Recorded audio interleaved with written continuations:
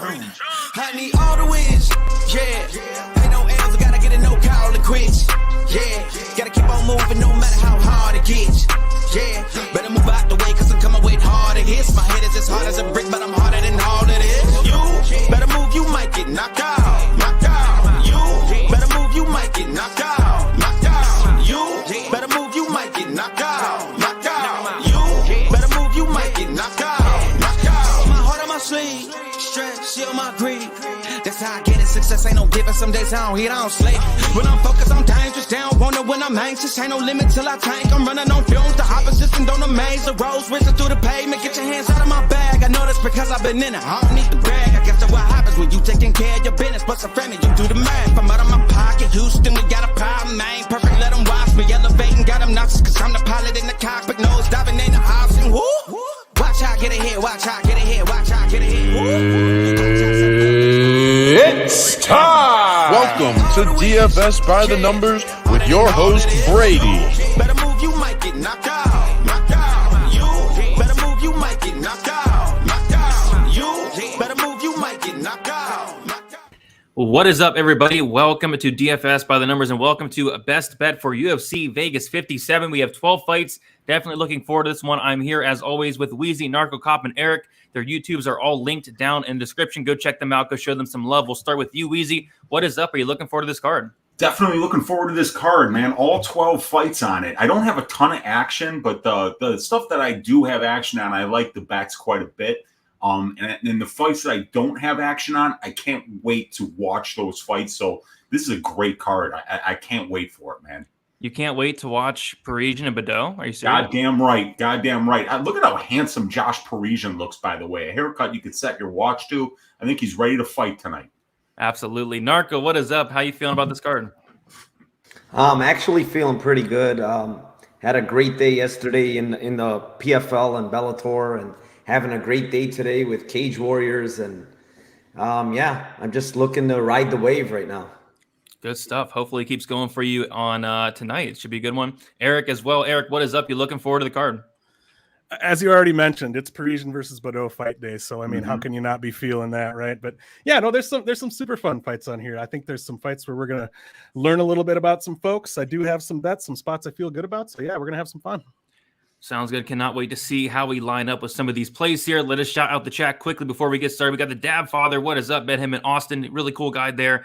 We got Brandon in the chat as well. We got Ahmed. We got Erik in the chat. We have Alan. We got Matthew. Lou. Betcha. What is up, Lou? Mr. Jingles. Ken in the chat as well. We have the Gaming Wolf hanging out with us. Prince of Mischief. Gus. Vince. What is up? Xavier. Ryan. All you guys. If you guys can hit the like button, it would mean a ton here. And I got a donut here from Brandon saying, appreciate all the hard work the MMA Engine puts in, especially Weezy and Brady, always making sure we make good betting decisions. Let's shave the bookies' asses this weekend, everyone. That is definitely the goal. Thank you, Brandon, for the dono. And I agree. Let's shave the bookies' ass there. So, yeah, guys, let us start off the night. We have Jinh Yu Frey going against Vanessa Demopolis. I posted on Twitter that I actually had a nightmare about this fight. And I typically don't have dreams about fights, but in this nightmare, like this horrible dream, I had 4 units on Vanessa Demopolis for some reason, and Jinh Yu Frey went out there and just starched her in the very first round, and I was at the event, so like the whole night was ruined for me, so take that as you will. But yeah, I like Jinh Yu Frey here to get it done. I like her to get it done by decision. Her last knockout win was back in 2013. She only has 1 knockout win in her entire career. Demopolis never been finished. I think, this is a very tough matchup for Demopolis as well. I think she has to get it down to the mat. Jinh Yu Frey really good takedown defense. Demopolis, no wrestling. I think Jinh Yu Frey by decision is kind of where I look at this point, and it's sitting at plus 100.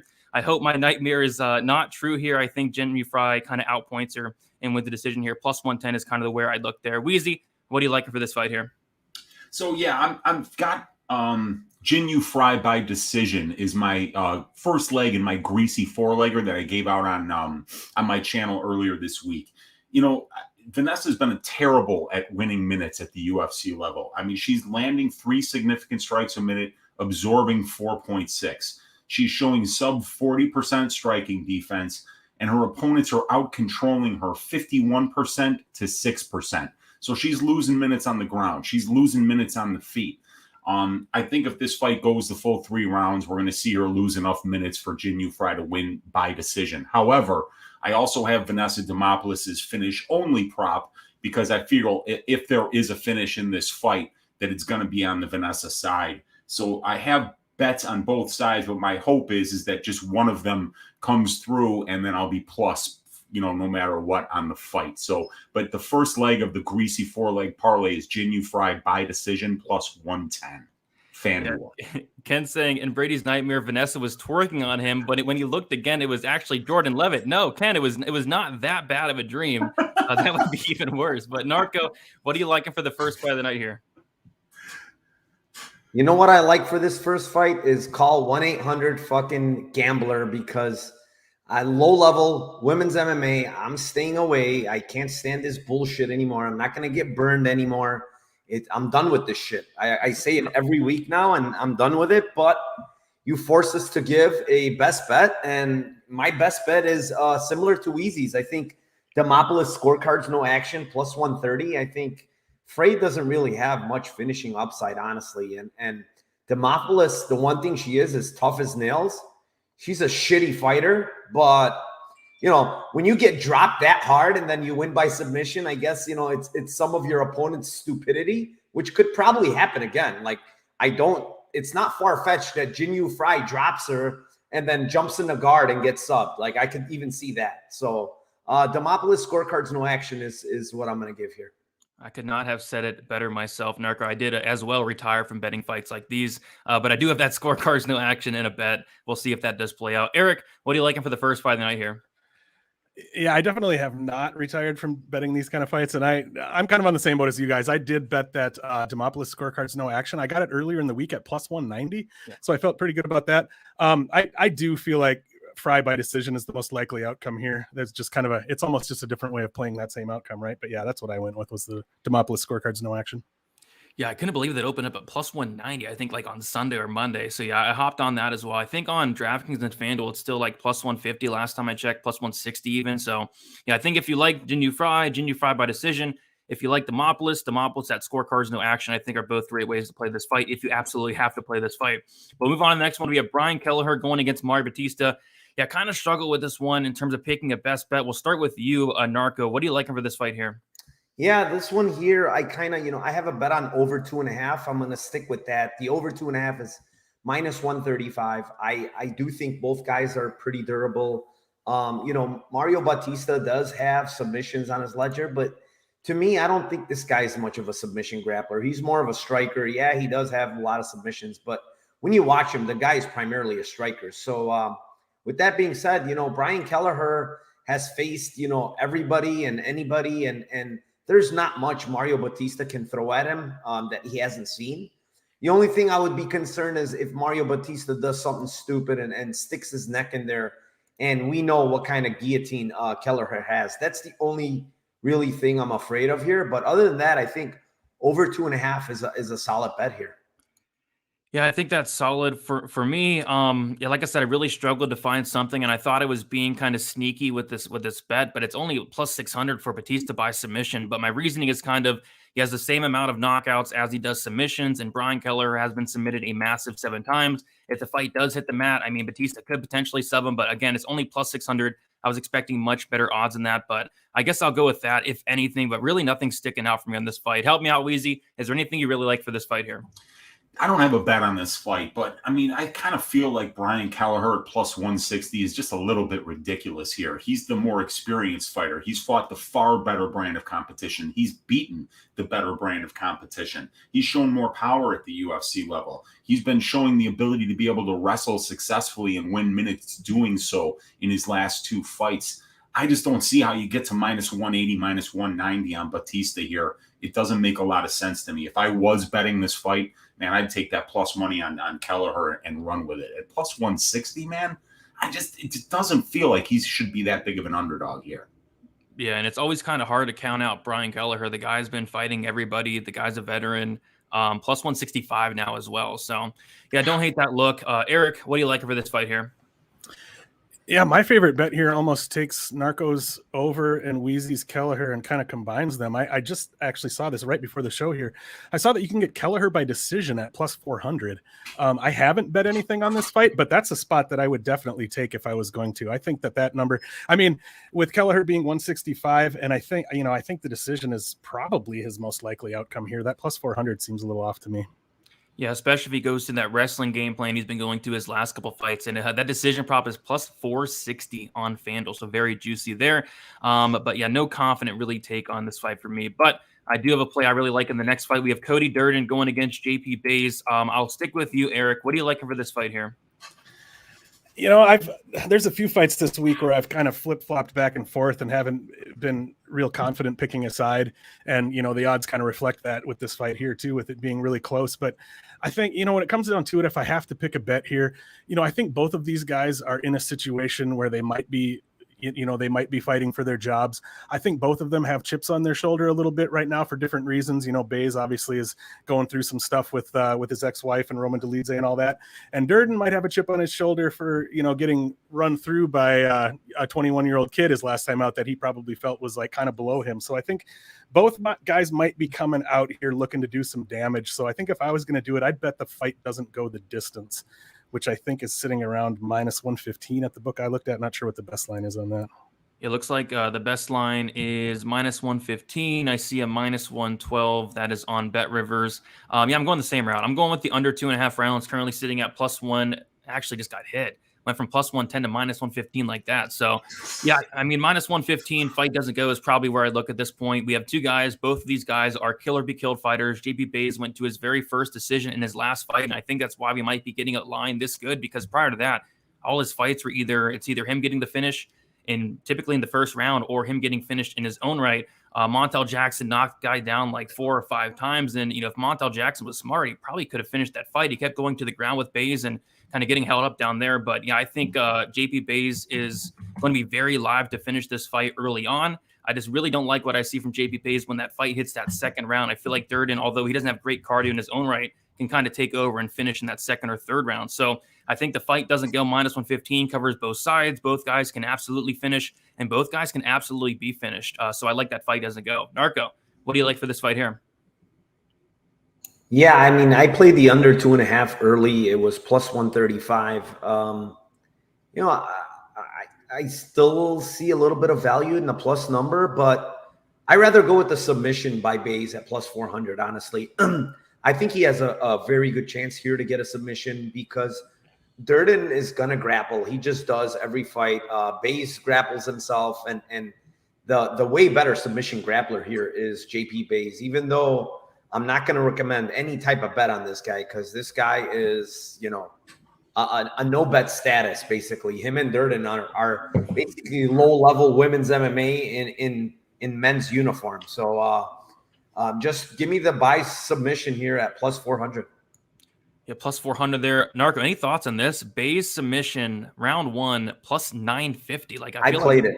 I feel like if he wins, I feel like if he wins, it's in the first round. That's where his equity mostly lies in. I mean, he can get something in the second, but I think the first round is when he's most dangerous and when they're both most dry, right? So when they're dry, he can maneuver a little better there and get some submissions. Yeah, plus 950. That sticks out a lot. Weezy, what do you like for this fight here?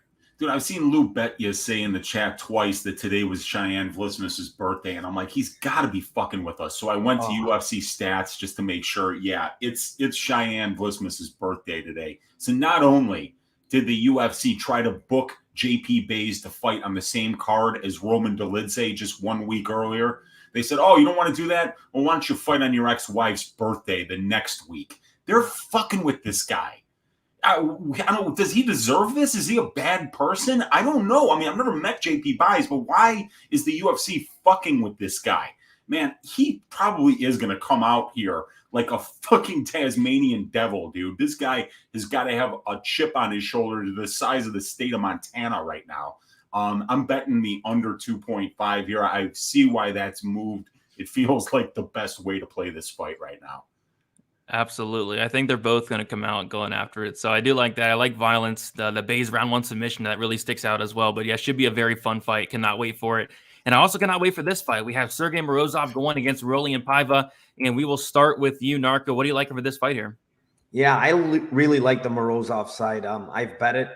It's still 138 on I think, what is that? Bet online.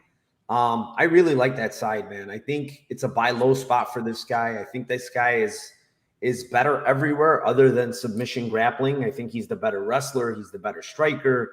He's cleaner.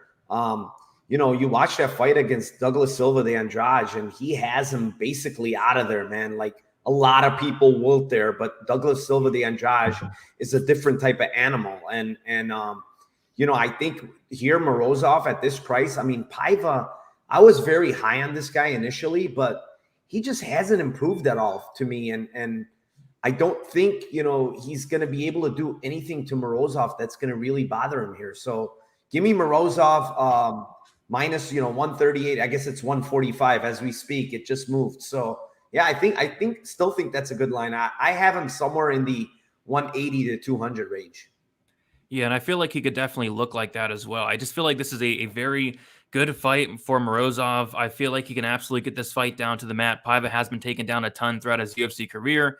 And I went the same thing. I went with Morozov minus 145. I don't really want to mess around with the props because I could honestly see him knocking out Paiva. Paiva's been knocked out a few times. I could see him winning a decision as well. So rather than messing around with the props, I just took Morozov straight. I didn't quite get there to the window, but if I was to bet something on this fight, it would be that. I did miss out. I think the line was like minus 135 earlier in the week. Missed out on that one, but I think he should win this fight. It's just I don't really trust Morozov that much. The guy's been hurt in a ton of fights. He's been knocked out. He's been submitted a ton as well. But he should win this fight as long as, he's able to mind his P's and Q's. He doesn't get hurt on the feet. And on top of that, Paiva's not really the best finisher in the world. I think it's like a 30-something% finish rate. So, yeah, I like Morozov here, minus 145. I don't mind that. Erik, what do you like for this fight here? Yeah, I agree with you guys that Morozov is the better fighter here, and I think Morozov should win. But this is another fight I've kind of gone back and forth on. And one thing that kind of stood out to me when I was watching the tape here was in Morozov's last fight with Douglas Silva de Andrade, obviously, he threw everything but the kitchen sink at him and destroyed him in that first round. And then in the second round, when Silva was still there and was ready to go and was coming back at him hard, Morozov's body language changed a ton. He just looked really discouraged. He looked really like, wow, what is going on here? So, I keep thinking, I don't think Paiva's going to be able to put the kind of damage on him that Douglas Silva de Andrade did. But if there's one thing we saw from Paiva's last fight, he's a junkyard dog. He can take it. He can keep coming. It's hard to hurt him and get him out of there. So I think if I was going to bet this, I might look to take the plus money on Paiva, based on the possibility that of Morozov, meeting that dogged resistance and maybe getting a little discouraged and starting to fold a little bit when he can't get him out of there. But yeah, kind of a weird take, but that's maybe what I'd be leaning toward. Hey, there you go. Yeah, so we have a couple guys on the Morozov side, a couple guys on the Paiva. Weezy, which side are you on here? I'm on the Morozov side. I love the wrestling. I love the finishing potential. He hits very hard. And one thing that I've talked about with Douglas Silva de Andrade for a while is the fact that what a gamer is, how tough he is. I honestly think if Paiva gets put into the same spots that Morozov put this guy into, in the last time, he's not getting out. This is going to be probably pretty dominant for Sergey here. What I worry about with Sergey is when his opponent is a finisher, because Sergey has been finishing 5 of his 6 pro losses. Paiva's got a 33% finish rate, and he's done most of his fighting on the regional scene. So he's not known for just finishing guys. Douglas Silva de Andrade is. So I really think that Morozov should be able to use his wrestling and probably will be the guy on the feet that's landing the bigger strikes here. So I got the money line. I got in for 1.5 units at minus 136. And the money line is the second, the Morozov money line is the second leg of the greasy 4-leg parlay. All right, there we go. Yeah, I cannot wait for this fight. It should be a very exciting one. As should the next one. We have Shalion and Durden going against TJ Brown. And Weezy, we got to start with you because I have a feeling this could be your ass shaving of the week. It is. I just feel like TJ Brown's going to be better everywhere. It reminds me of Phil Hawes against Wynn last week, where I was like, yeah, the difference in the wrestling isn't enough for me to think that Deron Wynn's going to have any success. And as we saw, Deron Wynn wasn't even confident enough to shoot takedowns against Phil Hawes because it was close there. Now, Shai Yalan is a one-dimensional fighter. He is a pure wrestler, but he's not a great submission grappler, and he's actually fairly easy to sweep. I really see TJ Brown locking up an arm triangle, putting this dude to sleep. TJ Brown inside the distance is the third leg of Uncle Weezy's greasy four-leg parlay, and TJ Brown inside the distance is Uncle Weezy's ass shaving of the week. Let's go. I like being on the same side as you, Weezy, because this is one that really stuck out. Looked into this one on Sunday, and it's really hard to trust TJ Brown. Honestly, like, this is a guy that makes a lot of mistakes, a lot of mental mistakes. I question the fight IQ, I question the cardio, but in this matchup, I feel like he's going to have a massive advantage on the feet. Shalian has little to no striking ability, and then when it hits the mat, I feel like TJ Brown is the much better grappler. Shalian has been submitted a massive 6 times, and I feel like Brown could very well get a submission here as well. So plus 225 inside the distance. I went with the same thing, and the sub prop has moved a little bit. Looks like it opened up plus 420. It's plus 380. Honestly, I'd rather take the inside the distance because I don't want to completely rule out a knockout as well. I think he's going to have a big advantage on the feet. So I like TJ Brown. I like him too. I'm right there with you. I think he does shave some ass as well, Weezy. Erik, what do you like for this fight here? Yeah, I'm pretty much in the same boat. Weezy already mentioned the TJ Brown by arm triangle. I even did the math on that. 38% of TJ's pro wins are by arm triangle. So I do think that's a pretty good potential outcome here.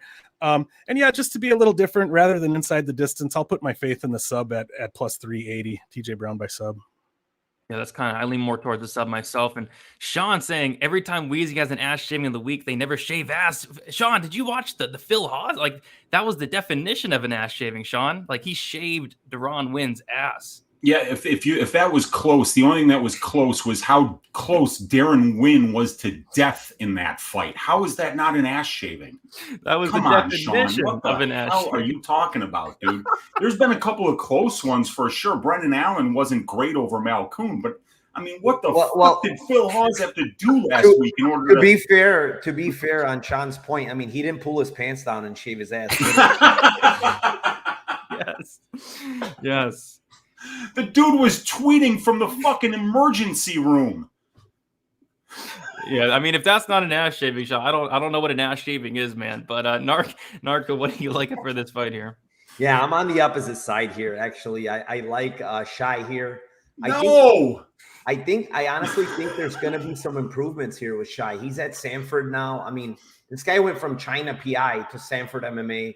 You see him training with Shavgoat, and I think this guy's going to get improvements. The fight against Soriano wasn't a great look because Soriano was winning like 7 minutes of that fight early on.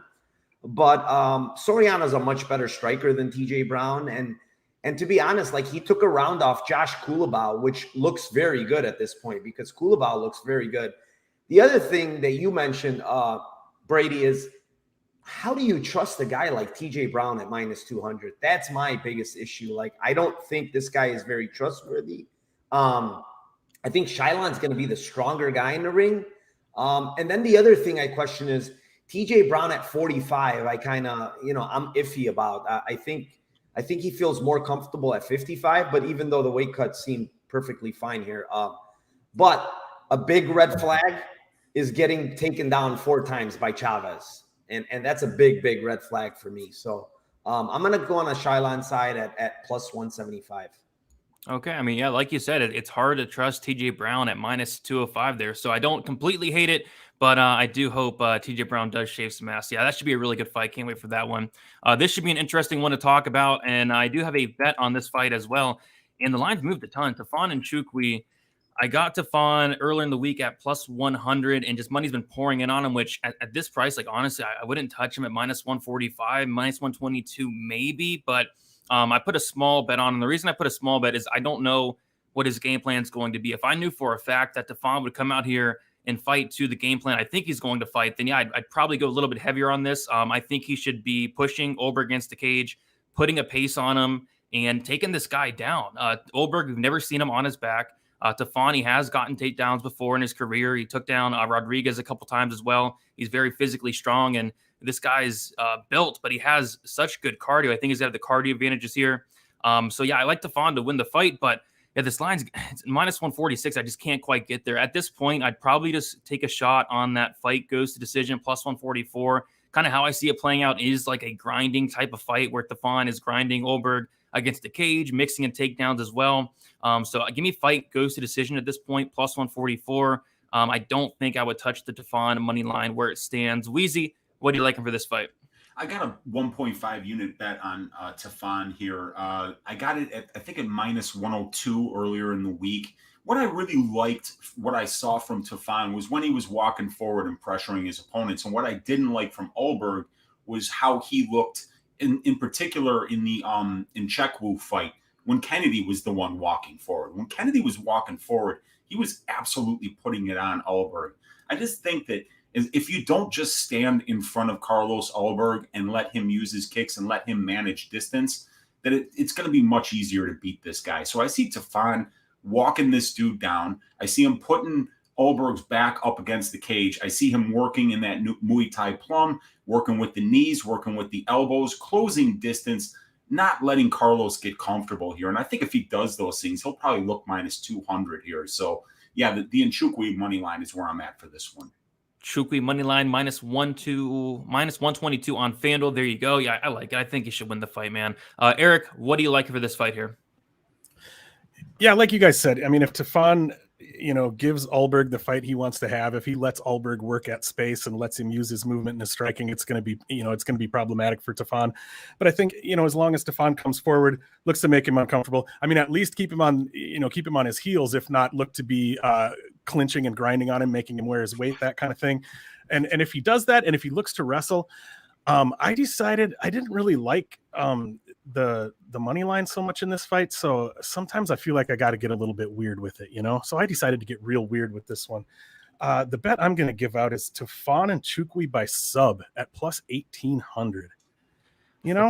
Does it seem likely? No, but if Tufan does it, obviously we've seen Ulberg tire out. Obviously we don't know much about how, what Ulberg's wrestling looks like. If we do see Tufan try to push the wrestling, if we do see Ulberg tire out, could we see big old Tufan get on the back and find the neck?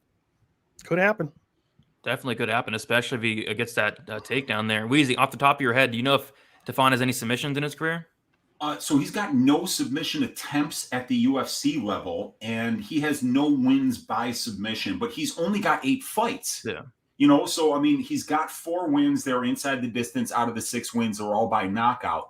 But, we haven't seen Ulberg on his back. He's been controlled less than 2% of his UFC career. And in 3 fights, he's only seen 1 takedown attempt.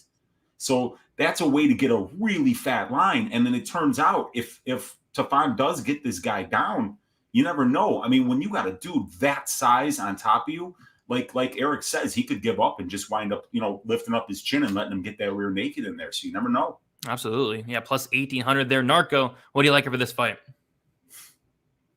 Yeah, this one here, I'm on the Tufan side, man. I got in early at plus 108. His decision prop is very interesting. I really like that prop at plus 390. I don't think Tufan, to me, he's not much of a finisher. As far as being in the UFC, the guy really doesn't have any finishes, right? Besides him getting finished against Mirzakhanov last fight. But outside of that, he's fought these guys, in the regional scene and got knockouts and stuff like that. But ever since he's gotten to the UFC, it's been nothing but decisions. I think again here, Tufan by decision plus 390, I think is the look. I think he mixes in takedowns here. And like you guys said, Ulberg is kind of like a fish out of water on the ground. And Tufan, to be honest, is actually pretty skilled. Like you see him, getting people's back, sinking in the hooks. So he knows what he's doing down there. And he's grappling. You see it on his Instagram. He is grappling. So give me that plus 390 by decision. It might get sweaty late because I do favor him late, but it's still a good price for a guy that most of the time goes to decision. Yeah, absolutely. That was one that stuck out. I mean, both guys' decision props really plus 390, I think, a piece for him. But yeah, I'm more on the Tufan side. Looks like all 4 of us are on the Tufan side. Main card time before we do so, 491 of you in here. If you all can please hit the like button, also subscribe. And the links to Weezy, Narco, and Erik's channel are down below. Go subscribe to them as well. Show them some love. We have the people's main event. We have Chris Curtis going against Rodolfo Vieira. It seems like we have one of these every single week. We have people very confident on Chris Curtis. We have people very confident on Rodolfo Vieira. I mean, this fight could go either way. You see a pick 'em here, -110 apiece. Money's been pouring in on Vieira all week. I think for me, if I had to play anything in this fight at this point, it is going to be Rodolfo Vieira to win in round 1, and it's currently sitting at +340. I think that is his path to victory here, getting this fight down to the mat early and finding that submission. If he kind of goes out here and, paces himself like he did in the Stoltzfus fight, I mean, he could get knocked out, but I think if he gets this fight down to the mat, I mean, I've seen Curtis give up his back a ton. I've seen him make mistakes on the mat. If he gives up his back to Rodolfo Vieira, I think Vieira subs him. So yeah, Vieira round 1, +340. I want to take a look and see what the sub is in round 1. Vieira to win in round 1 submission is +430. So I think I would take a look at those two. And also from a live betting standpoint, I don't hate a shot on Chris Curtis if he does survive that first round, kind of see where the odds are at that point. But yeah, this is a tough fight. I feel like this one could really go either way. Erik, which way are you leaning for this one? Yeah, it's funny that you mentioned that, Brady, how it always seems like there's a fight that's pretty much a coin flip on the odds, but everybody's like really confident on one side or the other. I'm with you, man. I think if you're super confident on one side or the other here, you're fooling yourself. Like, I just don't think there's any way that you can be. I did bet Vieira earlier on when he was at +140. I probably wouldn't anymore with where the line is at right now. I guess I was looking at, I was looking right before the show to try to figure out, and it was really hard to find a spot that I liked here with where the lines are at right now. But I was looking at Vieira by sub, which I think is sitting at about +180. You could potentially look at that. And then for a little bit of a weird one, since I like to do that sometimes, fight goes the distance +475. Like, I know it's a weird one, but how many times have we had those spots lately? Like, look at, Alex Pereira versus Bruno Silva, where it was like -600 to not go the distance. And then just recently we had Glover versus Yuri, where everybody was like, no way that fight goes the distance. And it didn't, but it came like a minute away from doing so. If you feel like getting a little weird and you want to have like a really nice bragging chip afterwards, if you take this fight to go the distance at +475 and you hit it, you can post that ticket all over the place and just party. So absolutely. Yeah, me and Weezy were talking about that on probability. Like, how can you bet the fight doesn't go at -900 on FanDuel? I mean, at that point, you might as well bet the fight goes, and it's actually +600 on what book is that? Bet 365. I mean, is it going to go to decision? I don't think so, but yeah, -900 is -1,000. Fight doesn't go on Bet 365. My goodness, Narco, which way are you leaning for this one here? Yeah, I'm on the Vieira side. I have to go with the grappling, man. This guy is next level grappler. We've seen Chris Curtis on his back before, and if he's on his back here, quite frankly, he's going to be in big trouble because the difference between this guy and Hernandez is a better grappler than Chris Curtis is, especially when defending submissions. He might be in trouble here, man. And it all depends on how Vieira comes out, because I think what happened is after he gassed out against Hernandez, he was very reluctant to shoot in the next fight. And I think he was trying to conserve his gas. Yeah. Here, like, I guess he can do it because Chris Curtis is not much of a fast starter. But being on the feet for long, like, the guy is pretty hittable, and Chris Curtis has big power. Yep. I am really curious to see the game plan of Vieira. Is he going to come out there and go for takedowns instantly, which if I was on the Vieira side, I'd like to see that? Or is he going to go out there with a Phil Haas or Brendan Allen game plan and kind of strike with Curtis, which did not end up well for them? But yeah, we'll see what happens. This is a tough fight. Weezy, which way are you leaning on this one? Yeah, I don't have a bet on this fight, but I was looking at the time props, and the fight doesn't go to decision, sitting at -750. That's an 88.25% implied probability. 55% of 185-pound fights finish inside the distance. In this one, you're paying 88. That's a 33.06% overpayment based on the long-term benchmark of how fights finish at this weight class for 3 rounds. So it's just not bettable. So you can bet that fight goes to decision.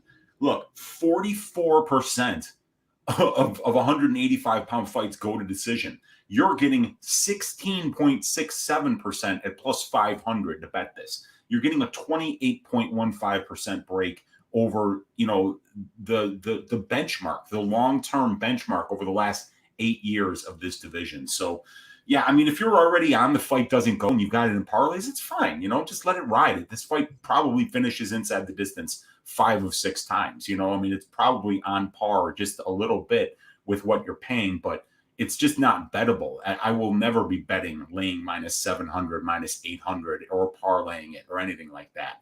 You have to be too precise over too long of a timeline to make any kind of money that way. I like the fact that the Chris Curtis money line has come in a little bit. I think Curtis at minus 110 isn't a bad way to play this, but the way I would probably actually bet this is throw a quarter of a unit at plus 500 on Fight Goes.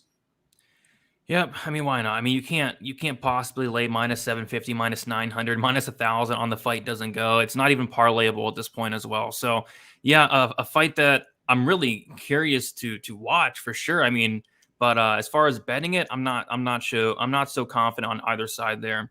Let us move on to the next fight, though. We have Umar Nurmagomedov going against Nate Maness. Weezy, we'll stick with you. What do you like in here? Yeah, another line that I can't bet, unless I'm betting the underdog. I can't lay minus 1,000 on a guy when you look at, level of competition, experience, measurables, all this stuff. Like Maness and Nurmagomedov have fought the same level of competition. Nate Maness is 14-1. Umar Nurmagomedov is 14-0. And Nate's really shown the ability to come back from adversity. He's shown that, we've seen this guy in adversity and we've seen how he reacts to it. We haven't seen Umar Nurmagomedov undergo any adversity yet. And we probably won't for a while. So, I mean, I don't have a bet on this fight, but if I were to bet it, Nate Maness, his best win condition here is to win by knockout. Knockout is plus 1,800 on DraftKings for Nate Maness. That would be the way that I would play it. 0.1 units to win 1.8. And even if Umar goes out there and does what everybody thinks he's going to do, you're only down 0.1 units. Yeah, that's juicy. Plus 1,800. For me, I'm just going to take the Fight doesn't go here, minus 175. The reason being is we have a minus 1,200 favorite in Umar Nurmagomedov. You take a look at his inside the distance prop, and this is so crazy. His inside the distance is minus 180 on Bet Online. You see minus 195s here, minus 165 on DraftKings, but the Fight doesn't go is actually minus 175. So the Fight doesn't go. It's actually priced better than some of these other books inside the distance lines for Nurmagomedov. So not only does it cover Nurmagomedov inside the distance, which I think a submission is very live. I really like this guy's grappling. I think the grappling is the best part of his game. Not in love with the wrestling. I think his striking's good. I think his kicks are good, but he's not really going to want to strike with Nate Maness for 3 rounds. You wouldn't think. I think one back take, if he gets the fight down to the mat, the fight is probably over shortly after. This guy's grappling super slick. I think it covers the sub for Umar. And on top of that, like Nate Maness, this guy is the definition of a dog. This is a guy that I keep losing a ton of money on, honestly. Like, this is a guy that's losing the fight up until he's not. And would it completely shock people if he went out there and knocked out Umar? I mean, not me. He's going to be much bigger than Umar here. He has a ton of power. So I like the fact that, not only does it cover the Umar inside the distance, which I think that is the most likely scenario, but it also covers a Nate Maness KO if it were to happen. So give me Fight doesn't go, minus 175. I see the under 2.5, minus 135. I think that's kind of where I look there. Erik, what are you liking for this fight here? Yeah, obviously, like you guys mentioned, you can't touch Umar's money line. You can't parlay it or anything like that. So then, like, okay, what's the next thing you do when you're confident in a guy to win and you can't touch his money line? You look at his props. None of his props really look playable to me either. They're pretty juiced as well. And I definitely am one of those guys where, like, I gotta let the line do the work for me sometimes. And I am a person who likes to take a shot on a big underdog like that. Like, I don't think any 14-1 fighter who is 3-0 in the UFC should be like plus 700 against anyone, really. And so this morning when I first woke up, I grabbed my phone and I pulled up Bet Online, and I saw Nate Maness at 850 or plus 850, and I was like, all right, I gotta bet Nate Maness at plus 850. But then I looked again before the show and he was plus 650. And now I think I just didn't have my glasses on. I actually don't think he was ever plus 850. I think I just misread it, but I was definitely going to bet it at plus 850, which I didn't do. But yeah, if I was going to bet something here, I'd either be looking at Nate Maness's money line, or like Weezy pointed out, looking at a prop for him. It would just be one of those spots where I'd be taking a little sprinkle and hoping for a crazy outcome like that. Yeah, Hey, Erik, he was plus 850, dude. He was okay. I wasn't sure yeah, if that was right or not. Just before I went to bed, I put it he was in plus Brady's 900. Discord that he went to plus 850. I couldn't believe when I saw that number. I was like, wow. I was just going to tell him his eyes worked perfectly fine because I betted at plus 850 earlier today. Okay, nice. Yeah, I missed it then. Yeah, it went to plus 900. Looks like at 1 o'clock in the morning. Whew. No. Yeah, I put it in your Discord when I saw it. I was like, you got to be kidding me. Plus 850 on a guy that's 14-1. Yeah, like Maness is good. He's a good fighter. Narco, which way you lean on this one? I mean, I played the plus 850 for half a unit. I'm not going to play the plus 650 or give you that as my best bet. However, I do have kind of a contrarian play here. I think fight goes to decision, plus 160, 165 range. You know, you mentioned something about Maness. Like, the guy is a dog, man. Like, he is a dog. He's a definition of a dog. You know, he was on bottom against Johnny Munoz for a long time, and Johnny Munoz is a high level Brazilian Jiu-Jitsu black belt. And, you know, he almost had Nate Maness out of there at the end of the first round. But what I'm trying to say is he tried to get some submissions in. He couldn't do it. I think this guy is extremely tough. He's a big guy. He's not easy to take down. Nurmagomedov, you know, outside of, you know, the last three, you know, four chokes that he has in the last 5 fights. Before that, when you look at his career, like 1, 2, 3, 4, he had 5 straight decisions. It's not like, you know, the guy is an automatic, you know, submission machine. So with that being said, the bigger guy is Maness. You know, if he can just keep this upright a little and make Nurmagomedov work, you know, and get him a little tired, I think the submission later is very low percentage. And I think it's early or never for Nurmagomedov. So, you know, fight goes to decision, plus 160. Not something I love, but it's a contrarian play in my eyes. Yeah, I mean, I like the analysis. I mean, like you mentioned, Maness, he's bigger, he's tough to put away. So, yeah, I'm going the other way, but yeah, I like the analysis there. Let us move on to the next fight. Looks like we have 4 fights left. We have Christos Giagos going against Thiago Moises and Narco. We will stick with you on this one. What do you like for this fight here? I actually like the over in this fight. Again, you know, Giagos, yeah, he's been stopped. You know, he got stopped last time against Tsarukyan, who absolutely landed a bomb against this guy. But again, you know, historically, this guy is you know, I'm not going to say durable, but he's been put out by, look at the guys he's been stopped by, right? Josh Emmett, who's a huge puncher in the 3rd round.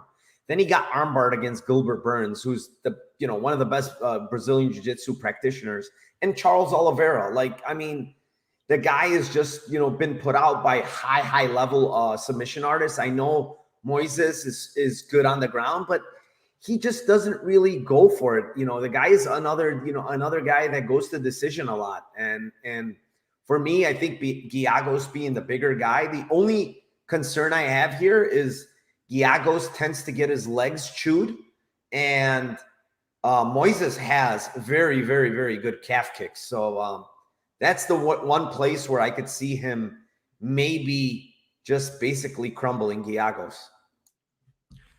Yep, I don't mind it. Yeah, this is a tough one for me. I mean, there's nothing that really sticks out. I have no bet on this fight, but if I was to play something, I mean, Thiago Moises by submission, it kind of sticks out to me. I mean, this guy's very high level on the mat.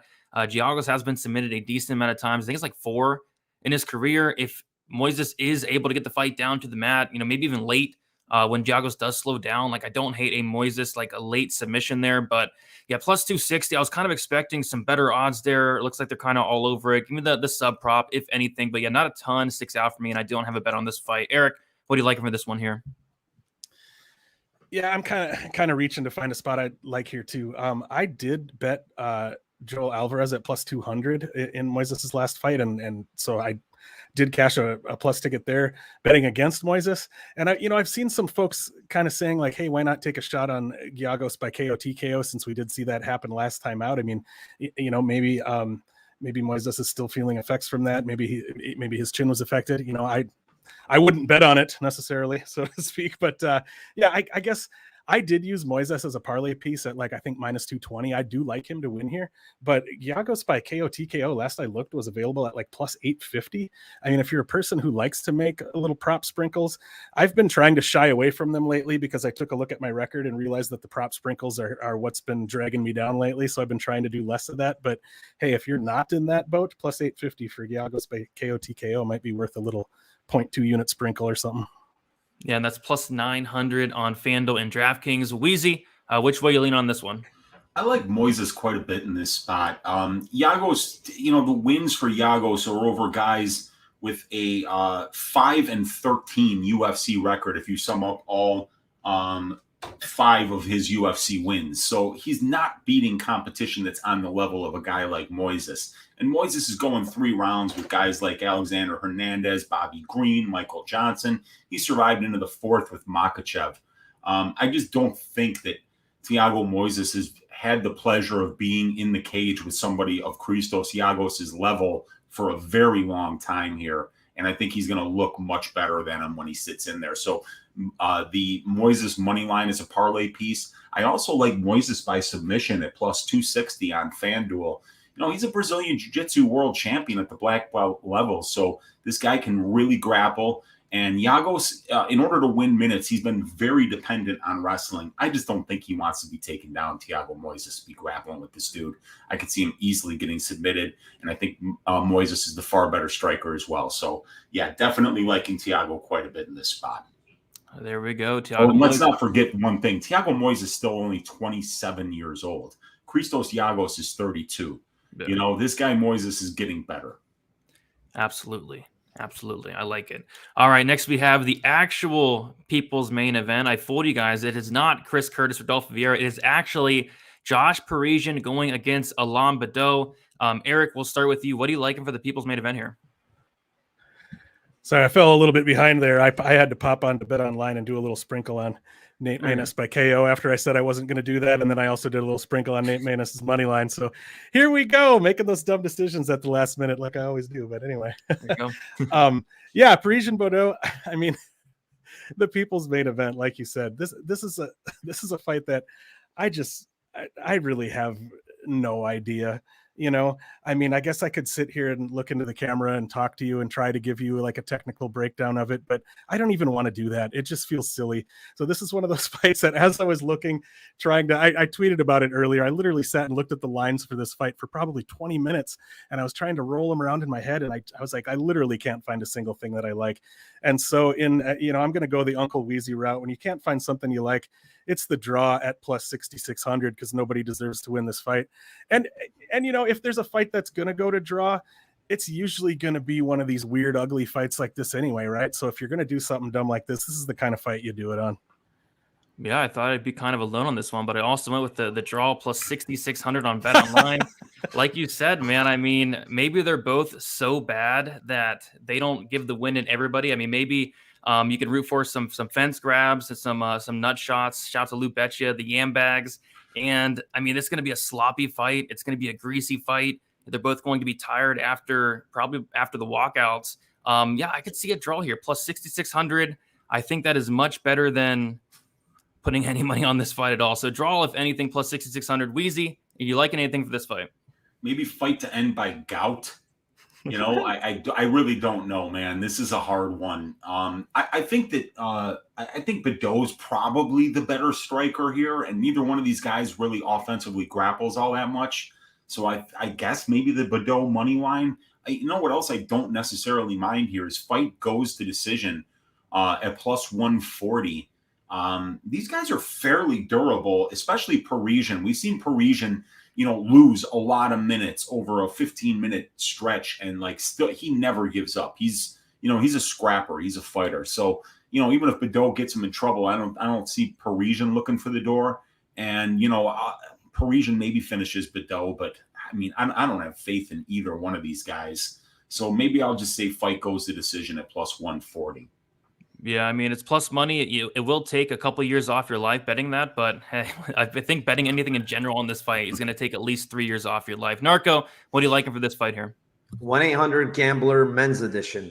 Yes, Yeah, I couldn't find anything either, but that I really liked. So I'm gonna go crazy here, like similar to your guys' draw bets, and I'm going back to the well to fade Alan Baudot round 3, and it's round 3 submission for Josh Parisian is plus 4,700.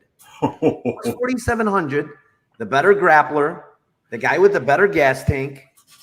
If he gets on top in round 3 and Baudot is tired, our submission might be live at plus 4,700. I like it. I mean, and Narco hits stuff like this consistently as well. So yeah, Parisian a submission round 3. Baudot, who did he get submitted by? Weezy? Was it Todd Stout? Todd Stout, yeah, Todd Stout, the guy who's never even owned a gi, got him in round 4. Like his own teammates were laughing, being like, he just got a sub. Yeah, and Stout rhymes with gout. So maybe this is a sign that Parisian does sub him in that 3rd round, right? Dude, if fight to end by gout is plus 10,000, I'm going to have to sprinkle it because I would be an absolute legend if I hit that bet. I mean, anything can happen in MMA, right? So we'll see if this fight does end however way it ends. I don't know, but this fight's weird. I can't believe it's on the main. I can't believe this is in the UFC, but it is. And we'll watch it and we'll try to enjoy it. And we'll also enjoy this co-main event. We have Shavkat Rakhmonov going against Neil Magny. And yeah, I was looking earlier today. I saw a Shavkat was like minus 500 on most books. Like the line has came down a little bit on some books here.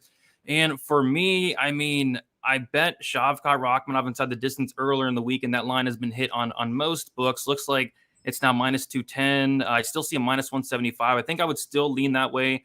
I mean, you're taking a minus 450 favorite in Shavkat, 100% finish rate. This guy's never won a decision, never been to a decision. Neil Magny has been finishing 6 of 8 losses, 5 in the UFC. I think instead of laying minus 450 on Shavkat Rakhmonov, inside the distance is probably the way to go there at minus 175. If this does go to decision, I don't think that Shavkat's going to look minus 500 here. So I think that's how I'm going to play it. Shavkat inside the distance. If you like Neil Magny, I think Neil Magny by decision would probably be the best way to look. Magny by decision plus 550. But yeah, I think Shavkat gets him out of here and probably does it very early. Erik, which way you lean on this one? I have exactly the same read and this exact same 2 bets I was going to point out. Yeah, if you want to play Shavkat, that I don't think you can touch the money line inside the distance, like minus 165, minus 175. I haven't bet that. I hate playing props with a minus sign in front of them, but I guess in this case it makes sense. And yeah, Magny by decision up around plus 500, plus 550. Like I do think Shavkat inside the distance is the most likely outcome here. But I also think that if Shavkat isn't able to finish Magny, I mean, Magny is the decision king, right? Like I don't think there's any reason that if this fight goes long, that it can't start to get greasy and can't start to get pretty close. So I think, yeah, if you're going to bet it pre-flop, Shavkat inside the distance or Magny by decision is probably a good way to go. But this could potentially be a good live betting spot too. If we do start to see the fight go late, maybe we start to see Magny start to take over later in the fight. Maybe we can get kind of a better read on what's going on and a better line there. But I think this is a super interesting fight. I think it's a perfect booking for Shavkat for where he's at in his career right now. And I'm really excited to see how it plays out either way. Absolutely. Cannot wait. Weezy, what do you like for this fight here? Yeah, I'm going to be sitting back and watching this one with no bet on it. It's another blown out line where, I mean, like Erik just said, betting props, finish props with a minus number behind them really makes me sick to my stomach. When they're up to minus 175, I mean, it's just dumb, dude. Minus 175 Shavkat inside the distance. Fight doesn't go minus 190. There's no value there. I just can't do it.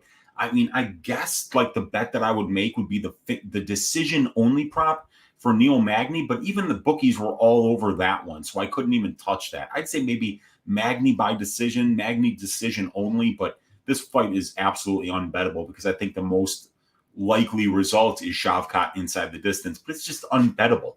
You don't lay 1.75 units to win one against a guy like Magny, who's just got so much experience, is such a good veteran, has fought everybody in the division. It's just, I would have to say go on the plus money side, but I have no bet on this fight. Yeah, sounds good. Narco, how about you? What do you like for this fight here? Yeah, I mean, similar to what he said, how about play the under 2.5 at minus 160 on DraftKings? It's even a better price than Shavkat inside the distance, and you get a better line. Yep, I think that's the way to play it as well. It's minus 160 on DK. On DK, yep, there you go. Yeah, it makes sense. Kind of like the Umar, where you rather play the under, covers the name Maness. I mean, the only thing with this one, I'd be shocked if Neil Magny can finish, but this is MMA, and anything could definitely happen. I'll move on to the main event here. We have Arman Tsarukyan going against Mateusz Gamrot. Weezy, we will start with you. What is your best bet for this main event here? Yeah, I'm going to give you guys the fight doesn't go to decision, sitting at minus 110 here. 5 of these guys, 8 UFC wins are inside the distance, and both of Tsarukyan's last 2 wins are inside the distance, and all 3 of Gamrot's wins at the UFC level are inside the distance. It's a 5-round fight, and we're getting about 53% on the implied probability for this thing to finish inside the distance right now, 52.4%. But the thing is, 72.5% of 155-pound 5-round fights are finishing inside the distance. That is a huge, huge divergence from the 50.87% finish rate for 3-round fights. So I think we're getting a really big advantage here over the books in terms of the benchmark for how these 5-round fights finish. We're not laying massive juice here to get that price. So yeah, minus 110, fight doesn't go. That is the leg number 4 of Uncle Weezy's greasy 4-leg parlay that cashed in or checked in at over 19 plus 1900 this week. 19-1. There we go. Yeah, I could definitely see a late finish, and we talked about this one on probability, one that really stuck out, and I thought this might go to plus money, but yeah, minus 110, not terrible. I'm going to go a different route. I'm going to go with the over 2.5 rounds, sitting around minus 190 here. I think this fight does get extended. I think if there is a late finish, it probably does come with the Tsarukyan side, and I think that late finish is definitely on the table. I think the 4-5 decision for Tsarukyan is something to look at. I think the 3-4-5 sprinkles for Tsarukyan is something to look at. I don't know if Gamrot, I don't know, this pace. I just feel like the pace of this fight is going to be crazy. We don't know what Tsarukyan looks like in that 4th or 5th round. That's kind of a concern there. And this line, honestly, is kind of a concern. I think Tsarukyan wins this more often than not, but I feel like we are counting out Gamrot a little bit here. I mean, the Gamrot's a phenomenal fighter. He's well-rounded everywhere, but I'm just going to take the over. I think this fight is competitive, and I think this does get extended. So give me the over 2.5 rounds, sitting around minus 190. Narco, which way you lean on this one? Nope, Narco's not there. We'll go to Erik. We lost Narcocop. Erik, which way you lean on this one? Yeah, I do like Arman Tsarukyan to win here.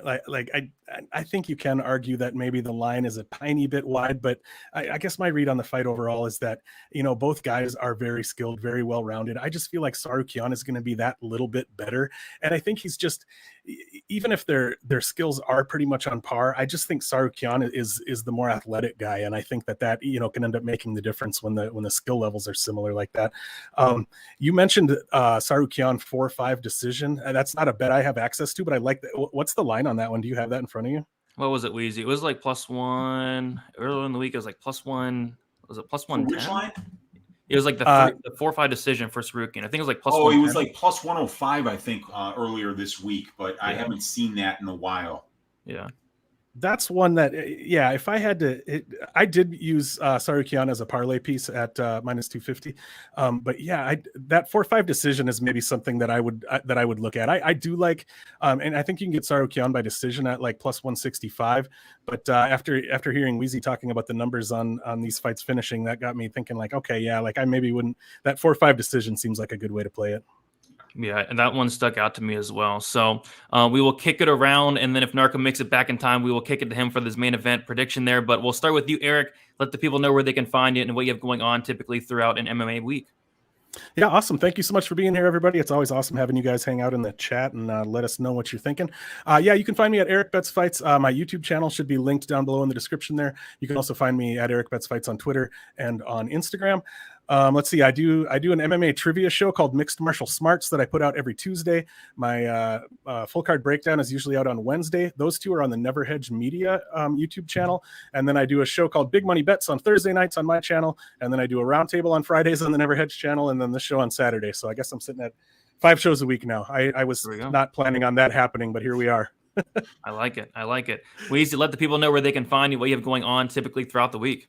Yeah, you can find me on Pub Sports Radio a little bit later on today for the watch along, and tomorrow 6:15 with DFS by the numbers for Stat Diggers. You can find me on my channel, Uncle Weezy, every Tuesday night at 10 o'clock Central Time for Just a Tip, where I break down all the fights on the upcoming card and finish with Uncle Weezy's ass shaving of the week. And you can also find me on the MMA Engine YouTube channel a couple of days a week at least, doing balls deep breakdowns, doing probability.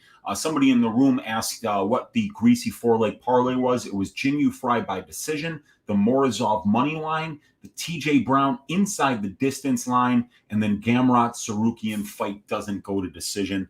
Good luck, everybody, on all your bets today, and let's stack cash tickets like flapjacks for UFC Vegas 57.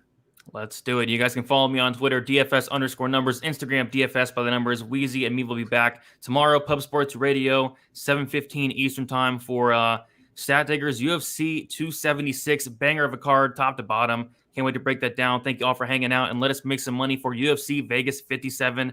See you guys.